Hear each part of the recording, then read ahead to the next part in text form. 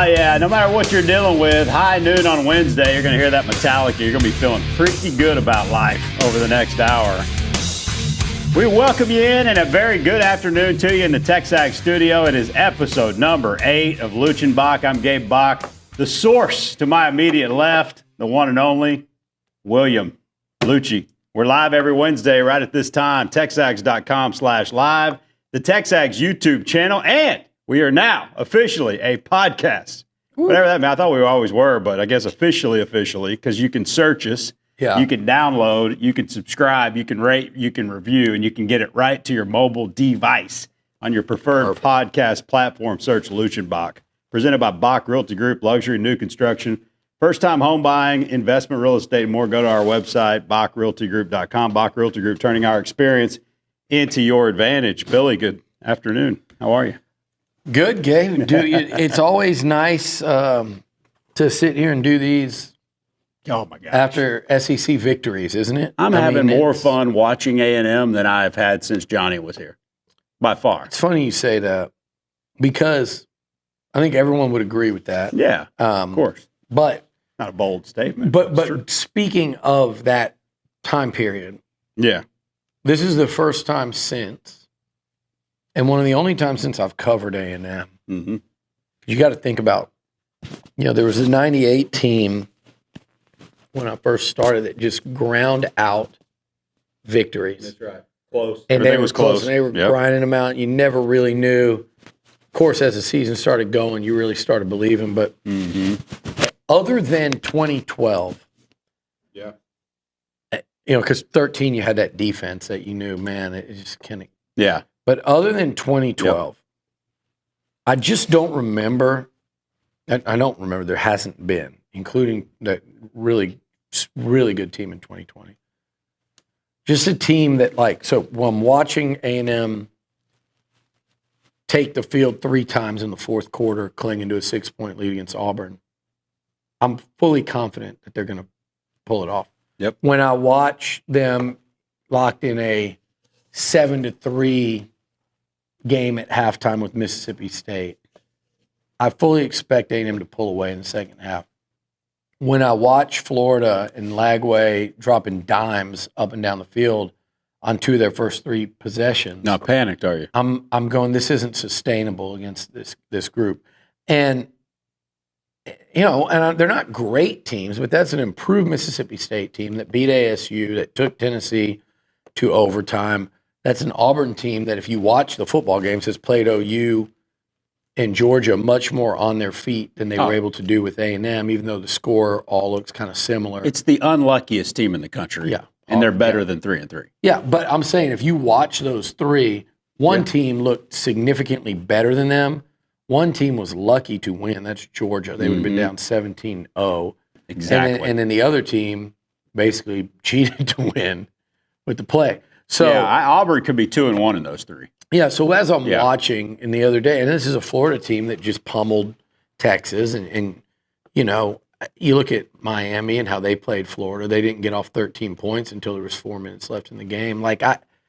I'm just watching this football team, and I'm going, they're really good. In other years, there'd be a roadblock of an elite Bama or an elite Georgia or an elite LSU or Ohio. There's not elite this year. And this A&M team's not elite. They're really, really good. And there's what is nothing elite better. this year? That's what I'm saying. There's nothing better than really, really good. In 2025 in the landscape where it's very much parity, A&M is a newly defined quote-unquote elite because there's not an elite. They belong in the conversation of the best teams in the country based on resume, based on just looking at them. And based on you can compare across games. You can watch in game and go, okay, this team, what have they not seen? It's the tight game at the half. It's the tight game in the fourth quarter. It's needing a last-second drive. It's a shootout. It's a defensive struggle. The last 2, they've pulled away after halftime. They took a game from a 7-point game to a 17-point win. They took a game from a 4-point lead to a 23-point win the last 2 weeks. It just choked you out late. It's hard to survive 4 quarters. You're just confident watching them that they're the better football team. Agree.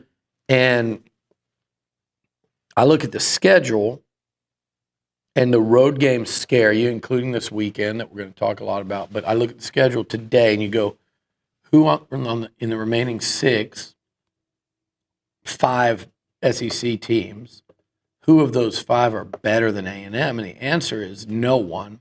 It doesn't mean that any of those 5 can beat A&M, particularly the 4 on the road. And we're aware of that. We know that. Missouri is really good. LSU, A&M hadn't won since I was in college there. Texas is just going to get better. I've been saying that, and they're going to. Mm-hmm. So, and then we'll talk Arkansas and all the problems they present. But still, you'd rather be in this position today, having watched half of a season, and go, A&M actually is better than the remaining teams on the schedule today through 6 games, through a half a season. Now, it doesn't guarantee you'll be better at that point in the year or on a given Saturday, but I will take that, especially, Gabe, when to get into the playoffs and reach the playoffs for the first time and maybe to reach Atlanta, you got to go 3-2 in those 5. Yeah. I think you're better than all 5 of them as it stands right now in early October, and you get a couple of roadblocks along the way where you could come up short and it doesn't torpedo. Tennessee got in the playoff last year and they lost to Arkansas. But here's my take. I'm not saying it's going to happen. I don't think it's going to. Here's my take on this. But it's nice to be in this situation at that point. It is. And they need – I think this is such a big game this weekend because if you do win if you don't win it, and then we're sitting here talking and say you got to win 2 of 3 on the road in Baton Rouge a week later, at Missouri, and in Austin. And you got to take 2 of those 3. It is a huge swing. I'm not saying they can't. They certainly can. But it is a huge swing. And that's not how the team looks at it. They're going to want to win every game. They want to go undefeated. They want to go 11-1 and be in Atlanta. But I'm just looking at it to get to 10. Like, if you win this Saturday, damn, do you feel good about it? And if you lose, you realize, man, it just got a lot tougher. Yeah. A lot tougher. Yeah. So this is a really important game. It's against an exceptional offensive team. Mm-hmm. And a really bad defensive team. Playing in a wild-ass environment. It promises to be. It's gonna be against a coach that may or may not have been plotting this coup for a long time. And now this is his chance to get back that job that he has wanted back since the day he left. I don't know if he's got a 10% chance, but he better beat A&M at 2:30 at Reynolds Stadium if he's got any hope. Yeah. What do you think? There's and they need to strike out on the Lashleys of the world too. There's no world that he stays if he doesn't. Yeah, I think win this game, and he knows that. And, and their fans are. So it is a tough one, but this is a tough football team. This A&M team has earned the faith and belief of the fan base. I don't even care about past history. We're trying, we're Aggies, and we'll win. Collapse. I'm like, no, like I'm trying to repeat past history this weekend. Yeah, I want A&M to continue their dominance over Arkansas. I want, of all the things I want Elko to change, this isn't one of them. I want him to keep this one going. So this isn't about. Yeah, you want same old Aggies in this one. You want the Aggies to go and run this rivalry the way they have because I think beating Arkansas this year would qualify as the most important win that Texas A&M has had in this rivalry. By the way, I'm pretty sure it's motorcycle night at Reynolds Stadium. Free admission to anyone who shows up on a Harley and free neck braces to the first 25,000, probably. I mean, you just have to. You're doing it wrong, Arkansas, in marketing. If you don't you hired Bobby Petrino back. If you don't just lean into it, then what are we even doing here? Just kind of sweeping under the rug the fact that he was on a bike and wrecked it and got fired for having an affair with his college-aged intern, basically. Time heals all wounds, Gabe. 13 years ago is not that long ago. Time heals all wounds. Okay, we talked about it. And he had him humming when he got fired. We were here for the John L. Smith year. That was the first year in the SEC. We hadn't been up there since Brett Bielema's first year. Yeah, that's how crazy it is. That was a tough night. And, A&M. It was. It took all of Johnny and Mike and to pull that one off. But look, that was a better Arkansas team. Yeah. This is a better Arkansas. I'm going to say better. This is a really good Arkansas offense. Mm-hmm. I don't know if it's better. The way they played back then was completely different. They had a couple of great running backs, giant offensive line.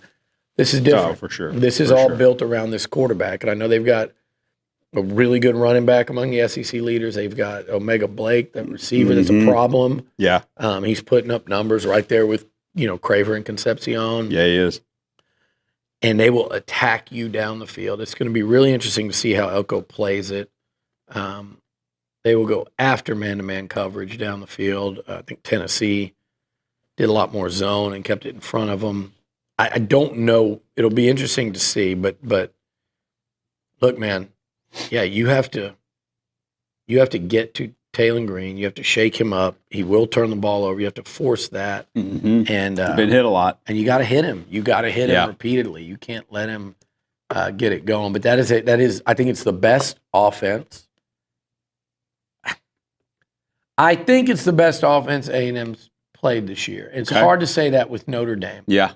Notre Dame will do it differently and dominated them on the road. Dominated Arkansas. Yeah. But if it's not Notre Dame, but that was like Notre Dame, of course, they did that to Arkansas's defense, their offense.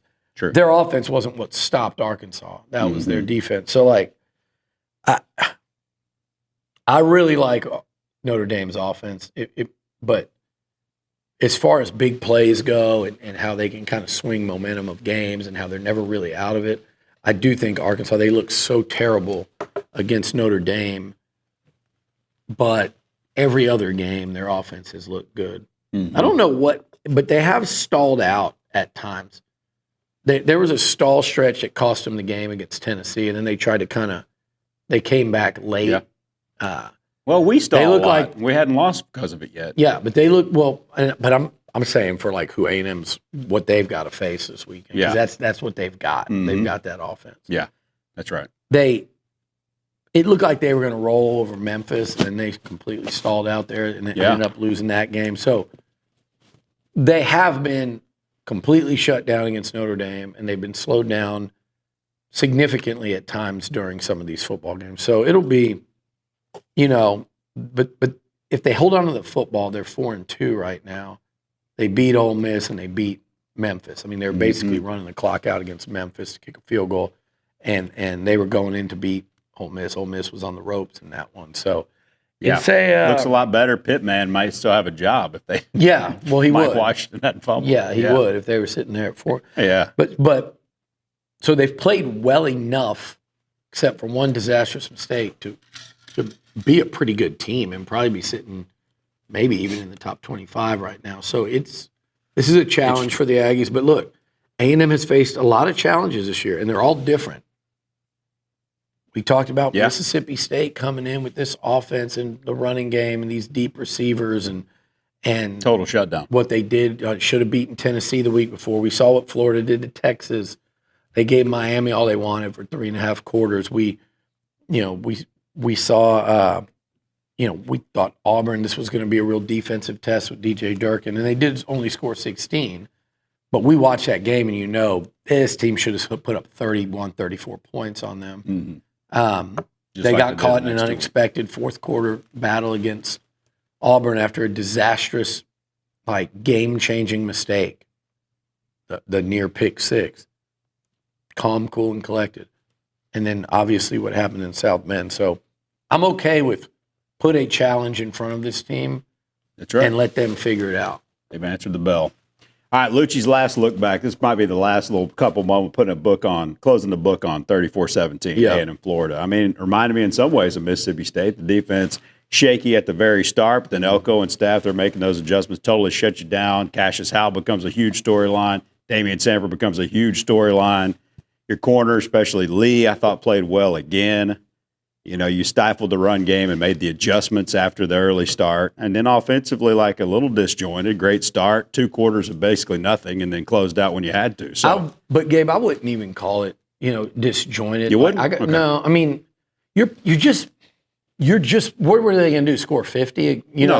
96 yards and 7 drives. It's you look up in the fourth quarter, it's a 1-score game. But here's that's my the thing. SEC though. I get it. Exactly. That's what I was saying. Are we? So yeah, they're good by too, definition, right? disjointed. I'm like, but I think I'm speaking out because I got too many texts from people during the game. Oh, really? Bitching about the offense. I'm like, guys, like, I did not text you one time. No, you're not on the list. But I'm like, I had someone's, I won't say what they look. said. Sometimes over 13 years, I'll say something in here totally unwittingly, piss you right off. Because I have no idea what you're dealing with. Yeah, so now I know how to explain it better. Yeah. This is a response to all those texts. It's like, man, you're not going to go score 50 against the Florida Gators this year. And you can ask Arch Manning and the great squatting Steve Sarkisian. Man, when he squats down, you're done. He's in the Matrix. When he's squatting down, he doesn't do that in every one of their shit-stained performances that they have. Yeah, he's closer to eating grass like Les Miles. Like the one they had against Florida where Arch was sacked 6 times. Yeah. He was pressured like 30-something times. Squatting Steve. So when you look at what Florida did to Texas, 6 sacks, I think Texas scored really late just to get the score to 21. You look at Miami, they're sitting on Carson Beck, and those guys are sitting on 13 points. They made it 20 with 4 minutes left in the game. Mm-hmm. LSU, their offense scored 13 points at home against Florida, and that's with the benefit of they had 5 picks, but one was a pick 6. Those other 4, they still managed just a single touchdown and 13 points. So, this is a good defense. It's not Nick Saban, Alabama. It's not Kirby Smart, Georgia. Oh, yeah. This is a good SEC defense. You're just not going to go 4 quarters of up and down like they started. The start was incredible. 21 points on 3 possessions. That reminded you of those Johnny and Sumlin-led offenses. And then at the end, what to me is so impressive is a start of the game explosive. And within the same game, because a defensive struggle broke out, they got the ball at the 50 and literally said, we're going to run the ball down your throat. We're going to move it down the field, and we're going to pick up 3 or 4 third downs along the way and run off more than 8 minutes of clock and punch it in for the game. When you absolutely had to. That was great. So the guy who's gotten probably the 4th most reps on the team. Yeah. Which I love. So the fact that they can literally do it different ways within the same game and recognize that, hey, they've adjusted just like our defense adjusted. So we're going to do it like this. But to put up 34 against that defense, I was watching a show yesterday. One of these Longhorn people said this, and I was watching another show, Texas show, because I was seeing what they said after that game, because now they're flying really, really high. Oh, of course. After beating OU, they're going to win out. Oh, definitely. I said, the guy said, the host, you scored 34, but it wasn't a pretty 34. How many did you get? A week earlier, you were garbage time, like cut the lead in half, touchdown. And I say garbage time. You don't want the team to cut the lead in half, but you were in scramble mode just to get to 21 points against that exact same defense that A&M scored 34 on. And by the way, it is pretty when you, on the first 3 drives of the game, match what Texas did in 4 quarters, which is 21 points. That was the best start for the offense since it's the best start for the offense since Elko's been here. It's the best start for an A&M offense in a long time. I don't care about, there was the Missouri game last year, but I don't think they were 3 for 3 on touchdowns. And Marcel 5 for 5 in the first 2 series. He looked like he's going to have 600 yards in the first quarter. He was which clearly was my expectation. 9. First quarter, 8 for 9 for 160, and accounted for 2 touchdowns. And that was to negate a 10 for 12, 120-yard start for DJ Lagway. Right. Yeah. So, I mean. I know it. And Lagway was hot early, too. You had to have it. When you had to have it, we were outstanding. Yeah. I'm going to tell you, though, too often, the heroes of the game are not the dudes in the trenches. But in this game, I think they were. You just lost 8 again. Now you're thinking, okay, well, the heart and soul was completely ripped out of this team a year ago. And now he's down again. We don't know for how long, especially in the moment. Yep. And you're like, all right, now you got to lean on those dudes up front. Not only do they protect the heck out of Marcel, no sacks, one pressure. I don't think a penalty, did they? That was called. No. Not an accepted penalty the entire game after it felt like dozens in the previous 2-3 games combined. And then just leaned on an incredibly talented NFL-oriented defense. Yeah. Those are the heroes of the game up front. Well, and then on the defensive side of the ball, too. So you went out and you dominated the trenches. The way you have to in this against Florida Gator team that, by the way, also has a big old good offensive line with a couple of NFL guys on it.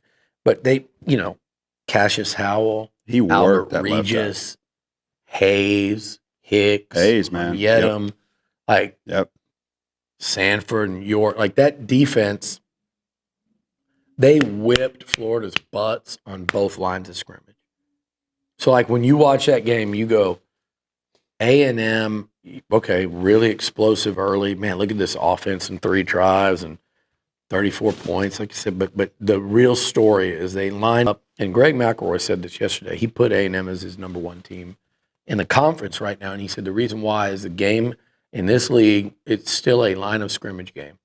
And he felt A&M has the best line of scrimmage in the conference. And I completely agree with that. And I would have thought that going in about the O-line, and I would have hoped that on the D-line. But I don't even think I would have thought that maybe they could be as good as anybody in the league.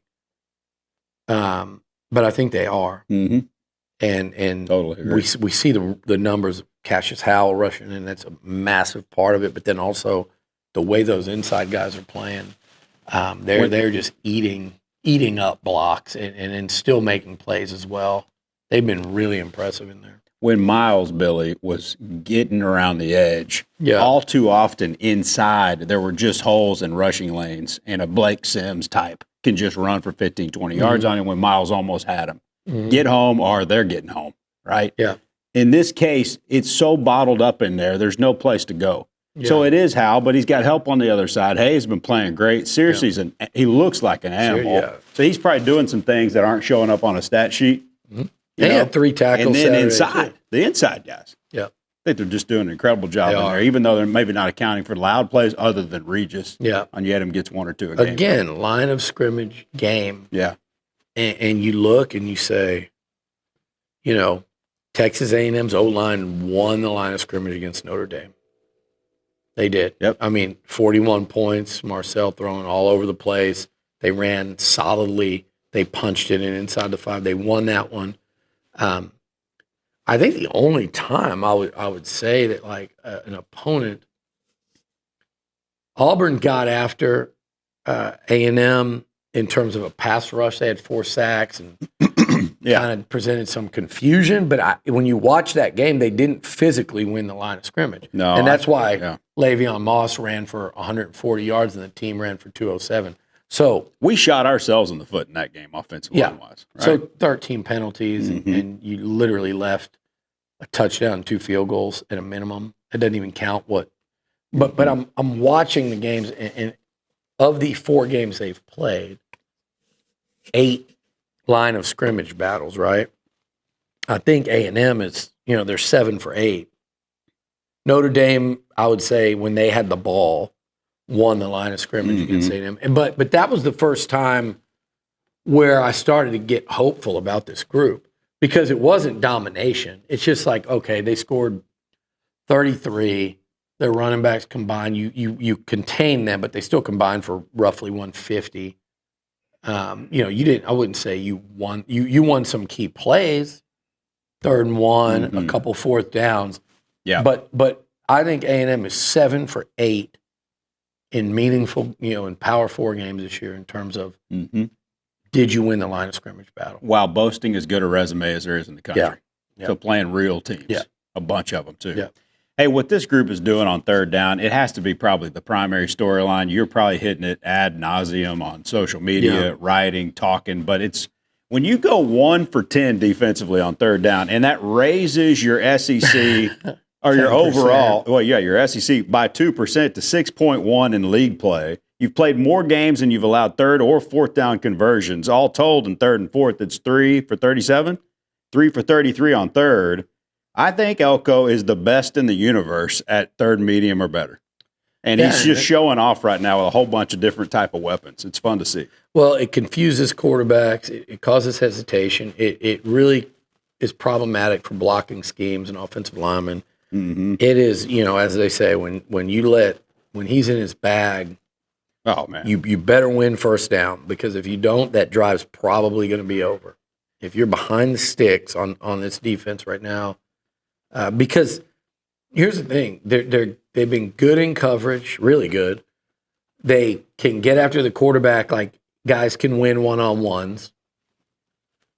And, we've always talked about the Mike Elko blitzing and the blitzes and the confusion, the pre-snap, post-snap changes. Like it is a real problem for quarterbacks and protection schemes. So when you combine that with the ability of a guy like Howell to get to the quarterback, and I think Hayes has it too. He flashed it again. Oh, yeah. Like, you add all that up with guys that can stick on the back end. Yeah, it's allowing this team to be like, if they can win early downs, they're getting off the field. Sanford's quickly becoming my favorite player. Record pace. You always kind of pick these guys for whatever reason. They just stand out so much, and you love the way they play the game. I love those brothers on the team. That's really cool. Like two guys that their mom just got it done with all these camps.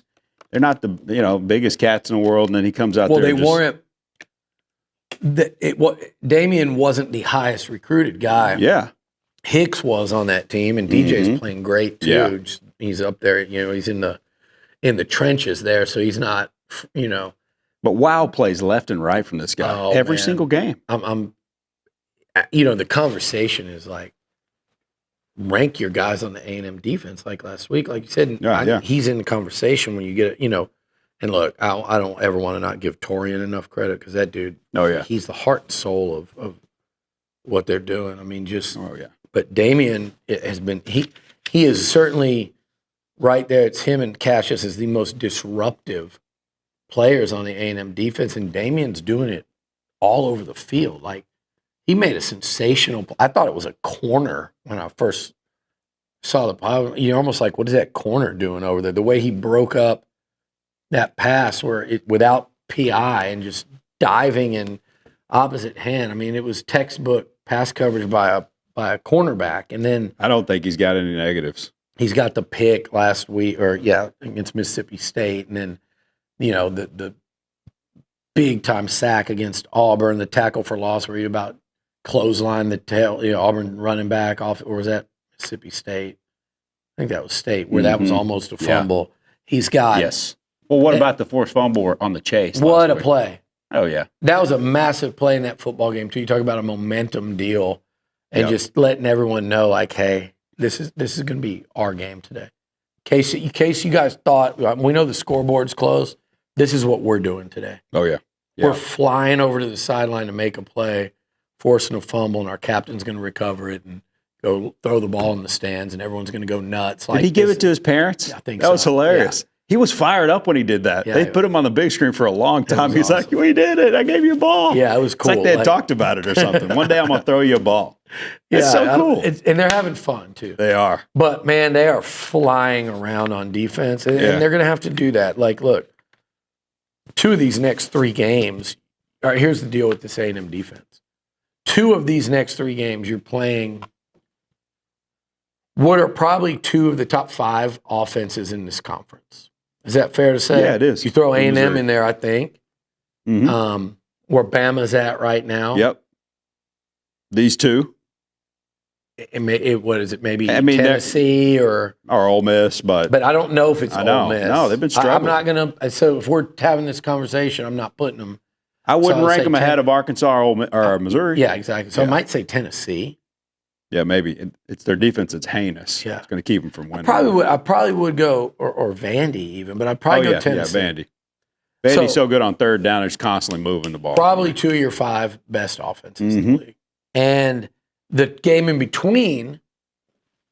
Even though you always look at Nuss and you see Caden Durham and Trades Green, Anderson, these but the reality is they're not.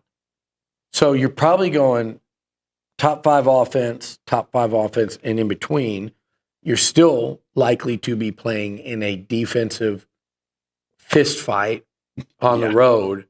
So this defense is going to have to stay up these next 3 weeks. And if they do, there's a really good chance. If this defense travels, they say defense travels. If this style and confidence and wipeout ability, and now, by the way, they're starting to force turnovers, right? 2 each in the last That's right. 2 games. Yep. If that travels, then I think Texas A&M comes home like, at least 2-1 in those 3, and they come home really locked in as a inside track for the playoff. You got to beat South Carolina here, but I think they come back with 2 or 3 wins. I mean, again, that's an if. Yep. Arkansas's offense, Taylor Green, Bobby Petrino, they're going to have something to say about that. Ahmad Hardy and that crew over there in Missouri and that road game and like quirky offense. They're going to have something to say about that. Yep. LSU's defense in Death Valley at night will have something to say about that. But if this defense, if we come out of this going, man, the A&M defense has it still going. If that's the case, then I think they're going to get at least 2 of those. All right, we are going to dive headfirst back into that matchup in a little bit. Just ahead is going to be buy, sell, lease, and we'll hit some other stuff going on. Yep. Looking at Staples' bracketology, and we'll do a little. Is it each of these too high, too low, or kind of on the money? But real quick, we'll fly through a little Looch Bock 3-pack while we're kind of just still hitting A&M storylines. Perfect. And it's sort of the Damian Sanford addition on this first question. Okay. But through 6 games, who have been your 3 biggest surprise players? Yeah, we'll start with the one we've already talked about him. That's number 1. No question. Damian. I think number 2 to me, I would go with. I'm going to go with a group, the defensive interior. Yeah, I was hoping. Like I was hoping they would be. I knew Regis was rock solid. I was hoping Hicks would get that chance and break through. And then on Yedem, they brought in for a reason. But I think they've far exceeded. I think they've been like elite. They've been really, really good. Mm-hmm. So I'll go with that. Money. Yeah, I'll go with that group. I'm not going to go with Rick's because that does not surprise me. I've stood on the table to tell everyone that.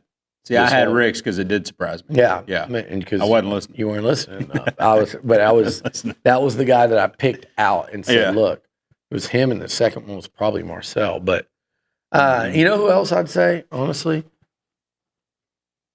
I might say Mario Craver. And I 100%. Knew he was going to be good, and I knew he was going to be an over-the-top threat, and I knew how fast he was, and I knew what I saw when he was at the highlights from Mississippi State. And I knew what they said about him to me behind the scenes when they took him.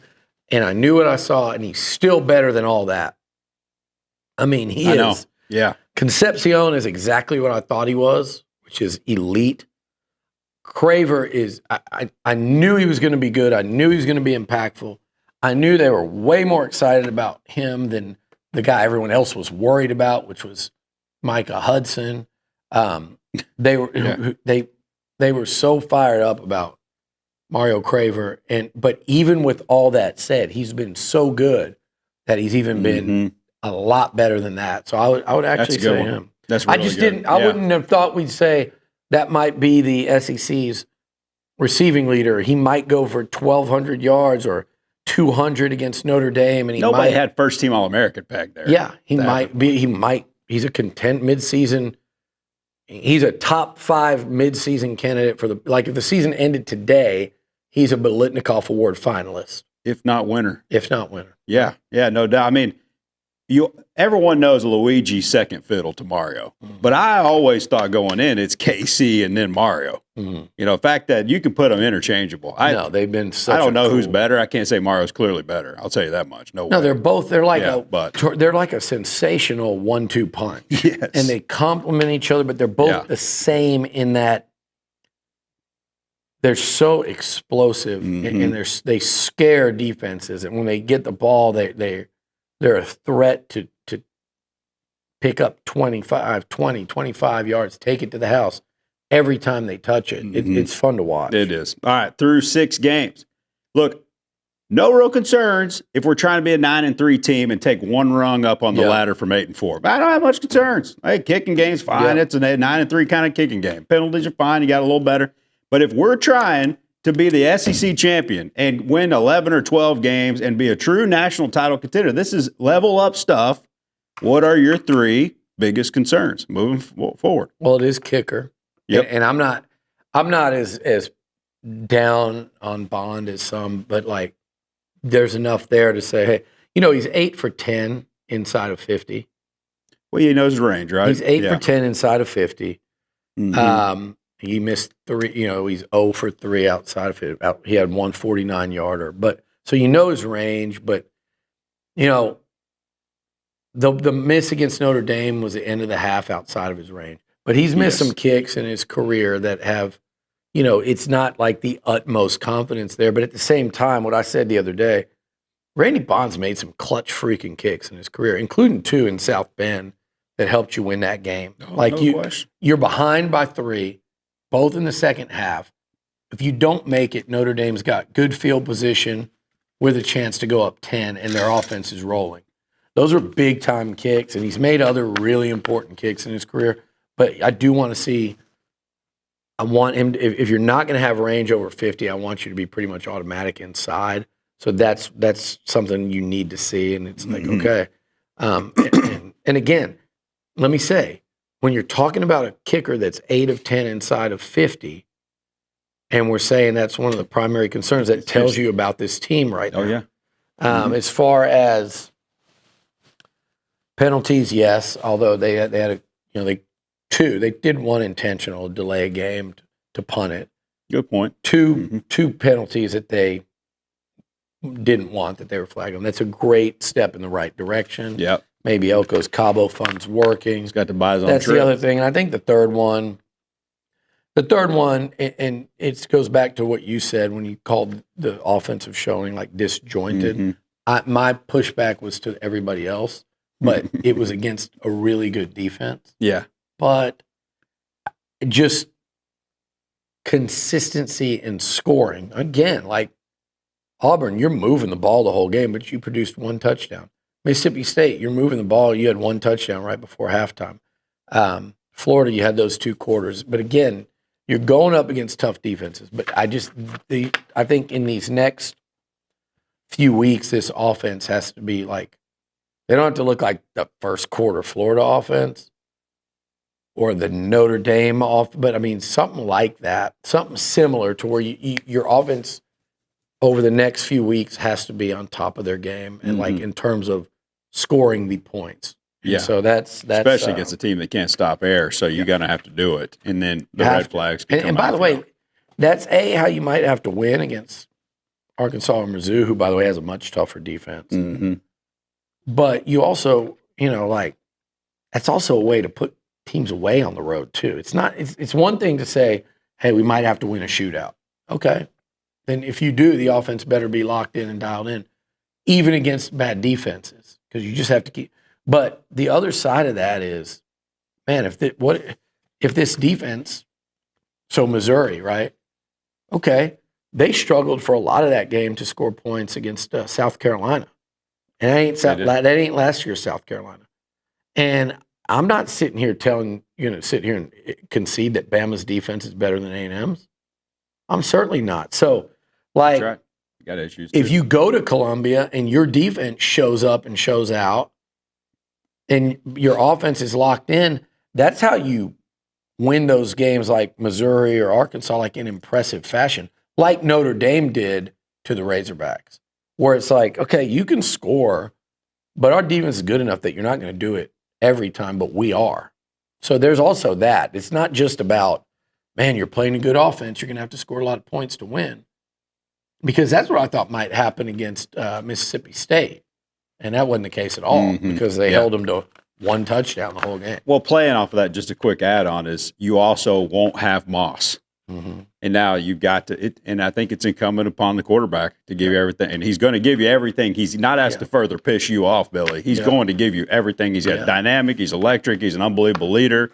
Like Gerard Johnson, like in between games, preparation, care factor, personality. Nothing like him on the field, actually, but a lot like him off of it. Completely different players for sure. But it's now, brother, you don't have Moss. And now I need my best dude that touches the ball every single time to rise to the occasion. And I wouldn't call it a concern, but it's a question mark that needs an answer. And I've already started to get it, but it is like, how does this offense respond better this year than they did last year without Le'Veon? And I would say it starts with the offensive line being improved. Remember, when Le'Veon was down last year, a good chunk of that time, too, Chase Besantis was down. People forget that. He got hurt against Mississippi State, didn't come back. I think he played a little bit against Auburn and then Texas. So that was several weeks in there that he was out, and that hurt him. That's huge. That hurt him. And then because they also didn't have Naboo, so they couldn't, they didn't have, you went, I think they went with Dewberry and Shanahan. That's right. And there were times that Armaje was hurt during that stretch. So it was Dewberry and Shanahan. So that's number one. Number two, look, you didn't have Reuben Owens. And Amari Daniels had 2 injuries that he was playing through. And E.J. Smith's a better back now than he was last year. He just looks, you watch him run, even the other night, he just looks so much different. And then you have number 23, Jamarian Morrow. Oh, man. Who was in here yesterday. What a great kid.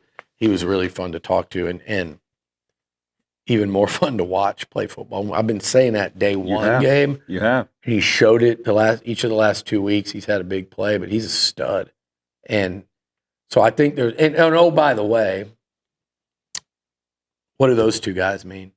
Oh, yeah. What does that do to the defense and how they can defend the run? So a lot's changed. Last year your answer was, well, we got Jabbar Barber over there and Noah Thomas. And who else we got? Like Walker, he's pretty good, but they just didn't have the bevy.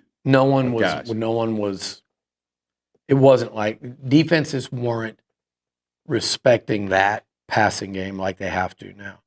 Yeah, Ja'Day Walker's a NFL receiver, and he made some big plays down the stretch for him, but it didn't change or dictate the way teams tried to defend you like Craver and Concepcion are, and that opens things up. So that's part of it too. And oh, by the way, like a week ago, 10 days ago, one of those running backs we're talking about ran for almost 150 in an SEC game. So okay, that leads into a quick one here because I know you're going to want to get to some of this other stuff before we get running out of time. But hey, back half of the season, who are 3 names that you see exploding?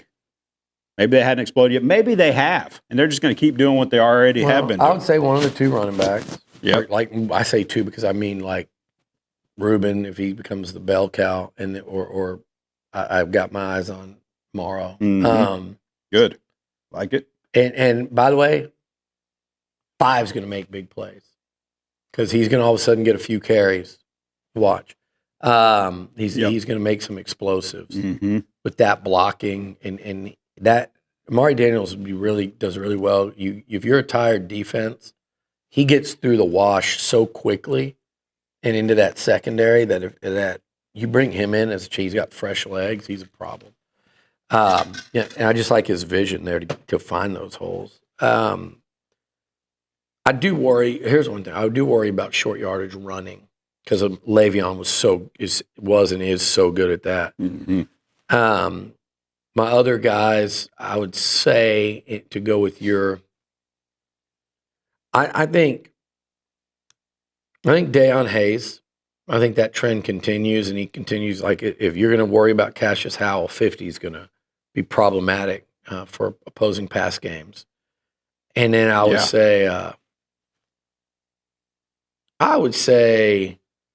a guy I almost wanted to go fussy here. I'm going to go with Dalton Brooks, creating some really important turnovers down in the second half of the season. Yeah. I feel like he's playing more confident and faster, and he's got all the skills. Yeah. Yep. We should be talking about him more than just the fact that he's got that hot pink. You can't miss him out there. Yeah. But he's making plays. He made a lot of plays against Mississippi State. All right, buy, sell, rent, presented by BockRealtyGroup.com. Go to the website. I mean, anything and everything for you. We got it right there. Great resource. But also a ton of our listings, and we can help you as a buyer for our own listings and kind of help you find anything and everything you want in our market. BockRealtyGroup.com. Looking all over the SEC, a team or player that we're buying, selling, and renting this week. Let's start with buying. I'm going to buy. I'm buying. Shoot, what am I buying here? You know I'm buying. Who are you buying? Okay, I'm buying more stock in Alabama because their run defense was their biggest concern. They shut down Ahmad Hardy for the most part. I think their defense is getting better. LT's playing like a first-round pick. I mean, they made the best. They have made probably, certainly the best. They probably not made. They probably have and have developed the best pure passer in the league. Mm-hmm. Pure passer. Yeah. They have developed Simpson into that. Well, look what they did to and that's what DeBoer does. Right. Give them time. Give him time. Stop freaking out. Grubb. They're starting to put it together and doing it without much at all from Ryan Williams, interestingly. After what I saw this weekend, if I was sitting outside of this studio and I was covering the SEC, I think it's a no-brainer you buy A&M. Oh, yeah. Any of many things about A&M. Definitely. I think most people would do that if they did this segment all over the SEC. You'd buy Cassius Howell. You would buy, either Marcel or this Aggie team or Mike Elko. There are all these things you could say. A&M as a contender. Yep. Without that, I don't think there was much on the buy market this weekend.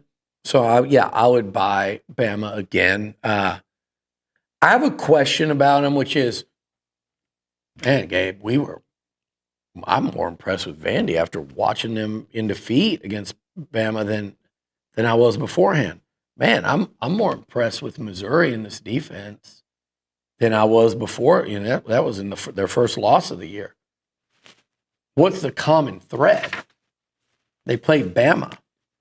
So we're going to say Bama's great based on that they beat Georgia, who took a miracle to beat Tennessee, who took a BS officiating mistake to not be down 17-0 and almost certainly lose at halftime to Auburn. Yeah. They don't pull away from that's anybody. Georgia. Team. Yep. And that's Bama, But with that said, they've won at Georgia, at Missouri, and beat Pavia and Vandy. So I'll buy Alabama because there's not a lot that enticed me after this weekend to buy. But to your point, Bama and A&M's the only other team. How'd they lose to FSU? Exactly. To your point. Pumped. Yeah. I know. And now look at FSU. Sometimes he's going down the road that Franklin went down. Mm-hmm. Norvell is. Hey, by the way, on that, when this mixes in SEC, find you someone who loves and cares for you like Scott Strickland loves Billy Napier. Now you keep adding to the list of people shockingly fired before Billy Napier. Well, I think that love affair everything that's kind of buzzing today, that love affair might come to an end after this game, win or lose, is what it starts. Oh, is that right? Like. Okay. So, look, if Napier's gone, you're going to very well have Penn State, Arkansas, UCLA, Oklahoma State, Virginia Tech, and then you could very well have. You're going to have Florida. You could very well have Florida State. I haven't really bothered to read up on this contract stuff, but if they keep losing, certainly where you might have Kentucky. I think you probably nobody's more trigger happy than Auburn. And then that was the last one. Yeah. Okay. All right. And I don't think anything would happen in Norman. I think A&M could help the cause of getting people really unhappy with Brian Kelly, especially if he doesn't beat Vandy and then A&M beats him. Yep. I don't think guys like Kelly and Venables would be done this year, but depending on how they finish the season, both of those guys could be 1 and 2 on your hot seat entering next year. So, but it is worth it. If OU went out and they better win this weekend. If they go lose on the road to a struggling South Carolina team, then you look at that schedule, it gets pretty dicey. I'm not sure they're going to. John Mateer did not look even close to healthy. I don't even, honestly, Gabe, like, I told you this when I watched him play. He had some bad games at Washington State against bad teams. It wasn't a lot, but they're like you lose to Wyoming where you can't score. And I watched him against Michigan, and everybody's like, "Well, look at this throw, and it's a dot to the sideline. Look at the anticipation from his own end zone, and let me break down the film." What they didn't break down were the 2 dropped interceptions Michigan had to go with the one they had, where he should have thrown 3 picks. Yeah. And then he threw 3 against Texas and should have thrown a 4th. And I don't think that had to do with the hand. Now, that might have had to do with lack of practice time and prep. But I think he's turnover prone and he takes chances. And it's one thing if Brett Favre's doing that or like a Johnny or a Mahomes, but Baker. But you better make so many good plays to counter that. And he does make some, but he doesn't have a running game. I don't think he's got, he doesn't have top shelf receivers, and he doesn't have a good O-line. So I think he could get away with a lot of that if he had a running game and O-line and game-changing receivers. He's got none of the above. Oklahoma is going to have to win off their defense and him making key plays in moments of games, and that's a tough formula when you've got that kind of schedule. All right. So, by the way, I'm selling them. I was going to say, that's my sell. I was going to ask if you're selling them. That's my sell. Yeah. All right. Well, let me sell Ole Miss then. I want to tell you all about it here because we're talking about this is a team they ain't played nobody, Paul, at this point. Okay. This team is the softest 6-0 team I have ever seen in the SEC. There's been a lot of soft 6-0 Big 12 teams in the old days. Soft 6. It's a soft 6-0. And they could have at least 2, if not 3 losses. Right, Kentucky is the worst team in the SEC, hands down. Ole Miss beat them by 7. All right, South Carolina beat Kentucky by 22.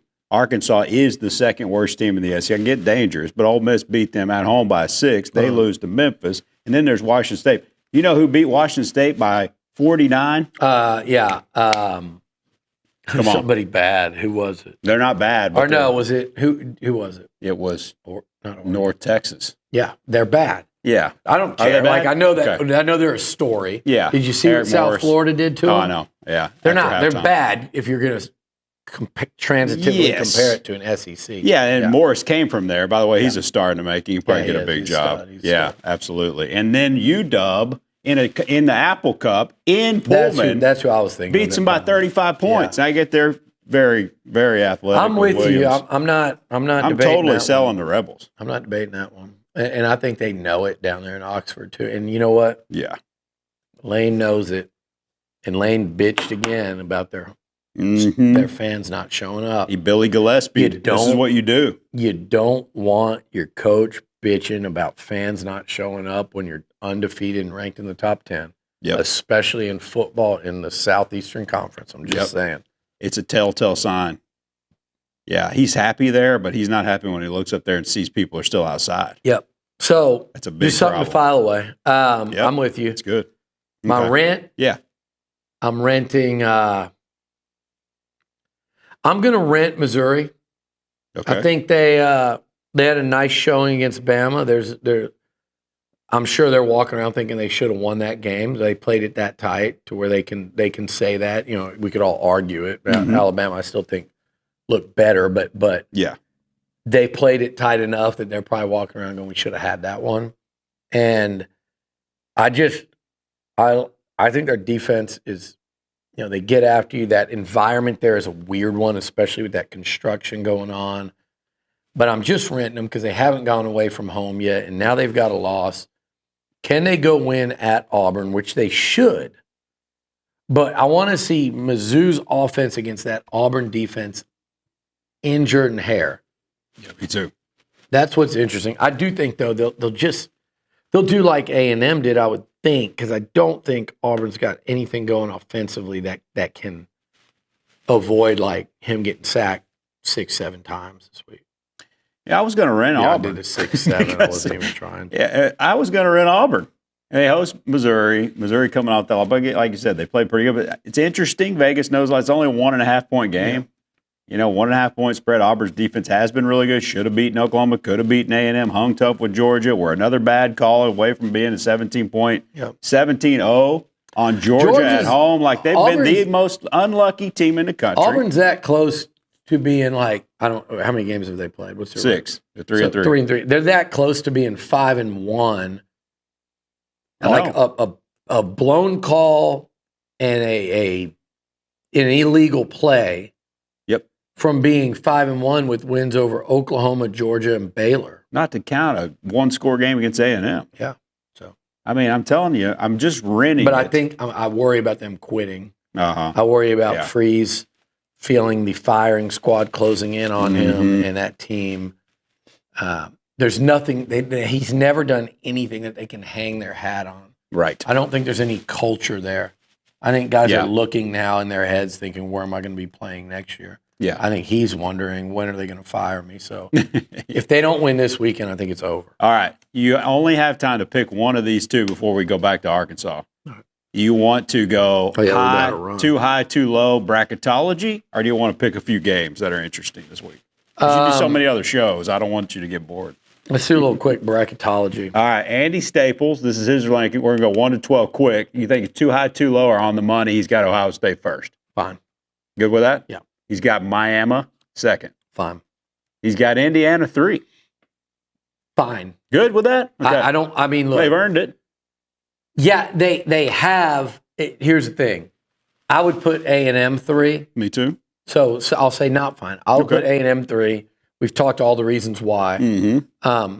Indiana's resume is built so much, and I wouldn't fight over that 3, but it's built on going and winning at Oregon impressively. Yeah. What has Oregon done? Their big thing was to beat Penn State, who has since lost to UCLA badly, and Northwestern at home. That's all Oregon has. They played Penn State the worst of those 3. Oregon's got that, and then in their one other big game, they get thumped at home by Signetti's crew. Mm-hmm. So what is Oregon? We don't know that. And then my other part is, their other thing is to bludgeon Illinois. Well, what the hell is Illinois? They beat USC and they got humiliated by Indiana. So, yes. I mean, they got humiliated by Indiana. They beat USC and then they got pretty well handled by Ohio State. So I'm not an Indiana hater. No. I think they should be 4 and A&M should be 3. So it's not that big a deal. Yeah, I agree. So that means A&M, he has them too low by 1 point. By 1. All right, you don't get mad or too mad until it's at least 2 points. Two spots. All right, 5 Bama. Too high, too low on the money. Who's 6 and 7? Tech. I'm fine with Miss. Bama being there. I am too. 6 is Tech. I'm fine with that. What I'm not fine with Tech is the national media. It's like they feel like they're offending. It's like we don't want to make it look like we're not inclusive of Tech because we're not. So we don't want to sound like we're against what they're doing with spending and buying a roster, which I love that they're doing it. Yep. But the national media, it's like we don't want to say anything negative about them. Because I heard today, I was listening to like one of these shows, and they're like, "There's an absolute juggernaut in Texas Tech. They are feared," and it's like I watched them play and go, "That's a good football team. Like you wouldn't want to play them, right?" And which is why I would say put them up there around it. Mm-hmm. But these people, like, at least acknowledge the fact that they've played one team out of 6 or whatever. That's not a joke. And that's Utah, who I personally don't think the Utes are that good, honestly. But they beat them, and they beat them handily, and that impressed me to do that on the road. But, like, that's it. Whereas other teams, even like, said Indiana, like other teams, A&M, Indiana, Alabama, like they have played real teams, and they will continue to. Tech is pretty much done. They play BYU. If BYU loses to Utah, they won't face a ranked team the rest of the year. They will have played 1 in 12 games. At least, guys, have the balls to call that out and don't, like, use that against them when it comes to ranking and seeding teams. Because you should. Yeah. Now, again, with that said, I think Tech does look damn good. And I think they do. I think they can really beat teams in the postseason. I'm not predicting them to go win it because I don't think we know is what are their weaknesses. Where does what looks really good measure up when they're meeting up with other really good? Because you're going to get one example out of 12 this year. By the way, if that plays out and that game's in Lubbock, there's not going to be a soul under 25 years old that even makes it to the game. So like Tech, LSU, and Lubbock in a playoff. Are you freaking kidding me? With no school in December? I also saw one with A&M in Lubbock in a playoff. Well, I think A&M here against Lubbock. That'd be crazy if it was in Lubbock. Okay, I'm fine. Ole Miss 7. I'm fine with Oregon at 8. Ole Miss at 7. I don't think they stay there. Right for now, though, because of being Georgia at 9. I'm okay with, although that offense scares me. I think it's problematic. And they don't have the same defense they used to. By Haynes King's team, Texas could sneak up in there. That Georgia Texas game, I think, is suddenly interesting. Yeah.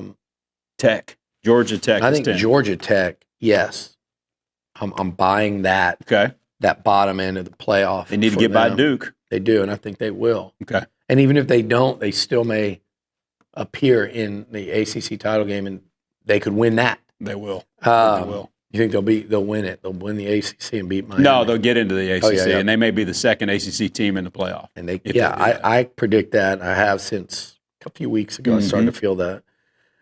11, Missouri, LSU. Out of that first 4 out, LSU. I don't think they stick around. I agree. Hopefully, that's A&M ending that for them next weekend. And then 12 has Memphis. That doesn't matter because that's just G5. Yeah. If I'm going first 4 out, picking a favorite out of those, I go Notre Dame. But I do think that Notre Dame USC game will be pretty fascinating this week, and that's the number 1 game of the weekend. And I think Notre Dame wins. I just wonder if they cover the 9.5 because my was playing really good. It's a lot. I would pick USC a ton of points. Cover that for sure. Yeah. It really is. All right, let's do Easton's Corner.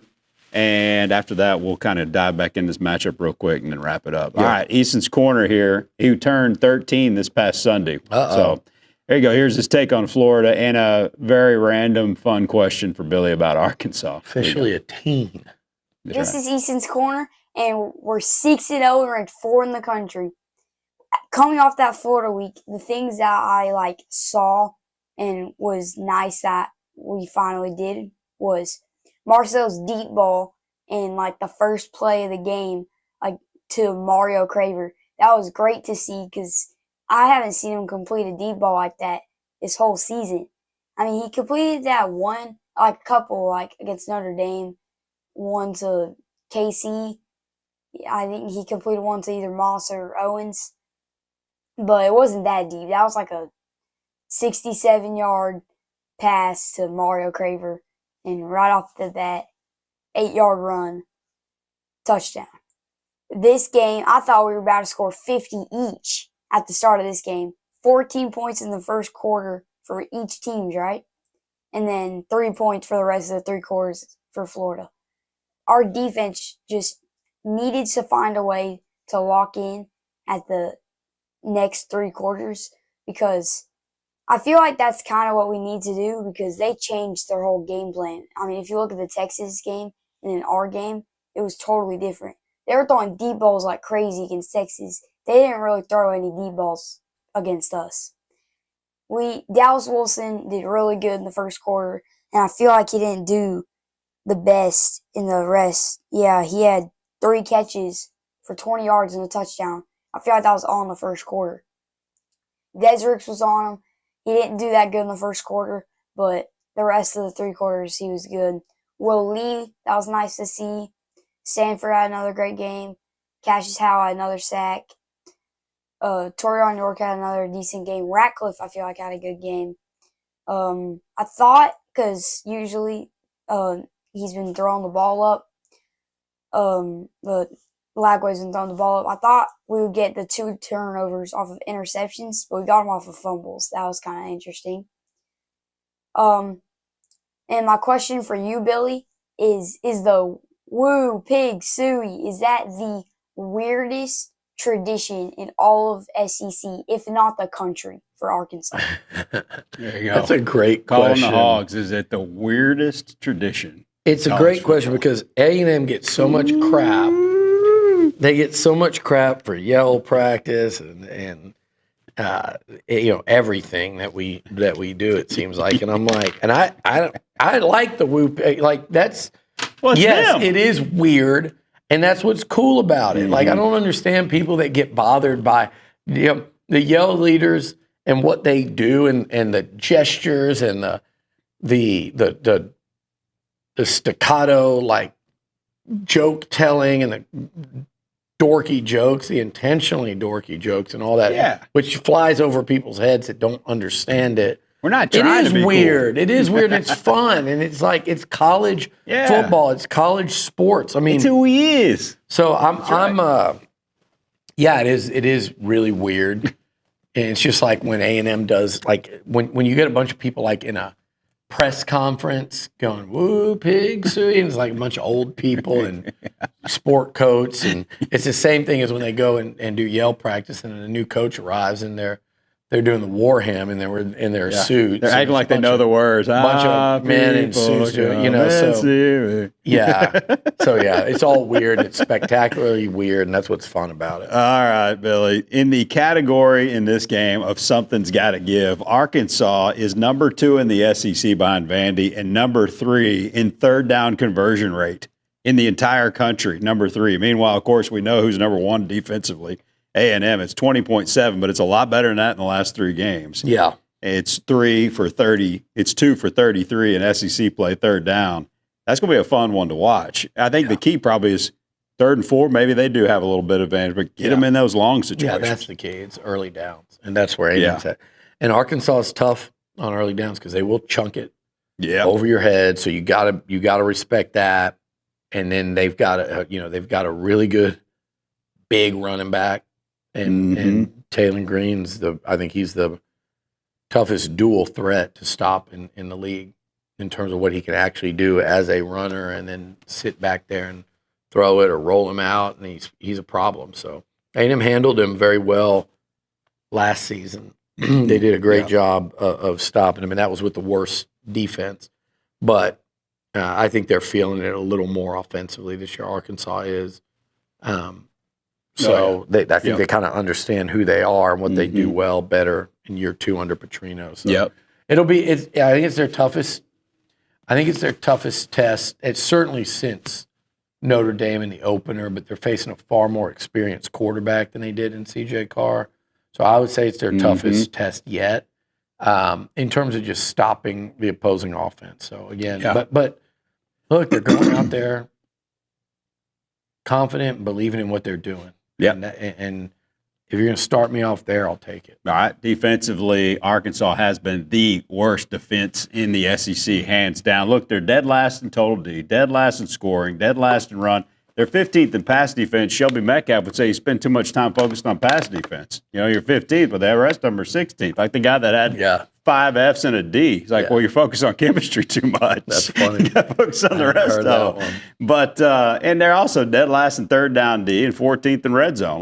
Look, A&M is really good. Get the ball to those playmakers and go make this a 2 and 3 score game by halftime and choke them out. Yeah, just pull away.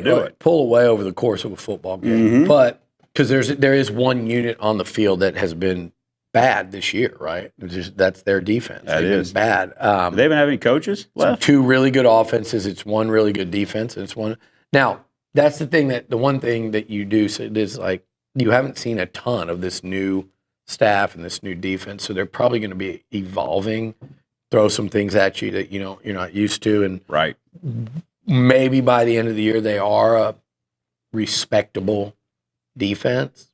We just haven't seen it yet, and you hope you don't start seeing it this week. But I don't think so. I think you still have to have the players, and I just don't think they've got the guys on defense to do that. So I think this is either a game where A&M pulls away over the course of 60 minutes because of a defense that can hold its own against a great offense, and because they score, or it turns into a back and forth shootout type of thing. All right, I don't think it looks like Notre Dame. I don't think it looks like but I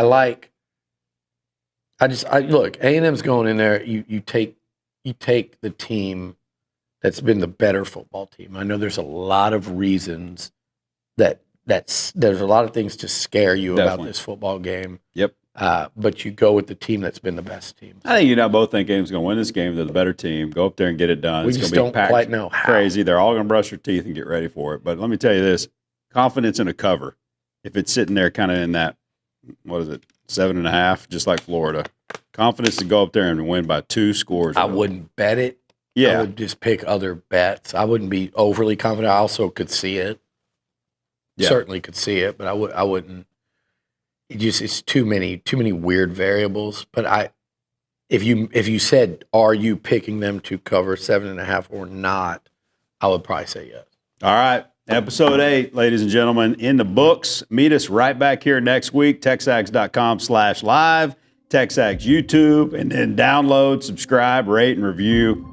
We'd love to get your subscription to the Looch Bock podcast on Apple Music or Apple Podcasts or the podcast platform of your choice.